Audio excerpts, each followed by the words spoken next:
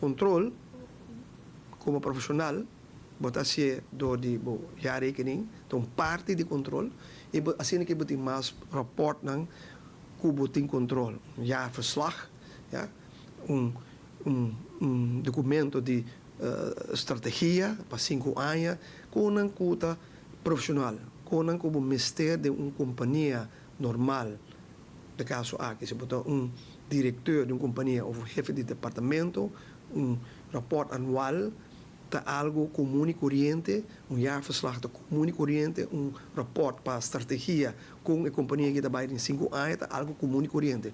Mas aqui não estava tendo isso aqui em caso aqui no parlamento, e me quer que nós temos que profissionalizar, nós temos que fazer pergunta, e me contento que me pergunta não, aí é o ministro de Finanças, o senhor Geoffrey Wever, que alocar fundo de maneira que o rapport anual de 2021, 2022, 2024 já acaba na Algemene Rekenkamer para controle.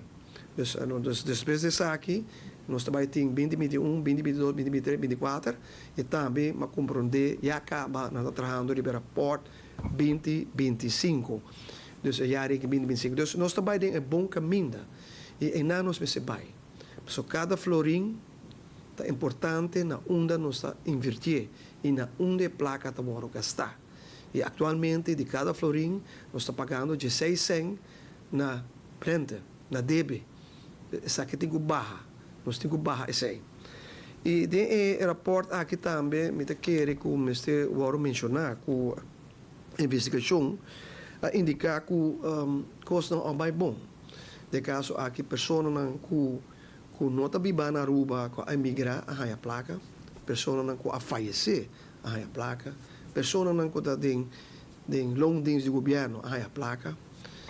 Assim que me pode mencionar mais caso não que não é mais bom, não é mais bom. E me quer nós temos para quieto que nós está corrigir isso aqui.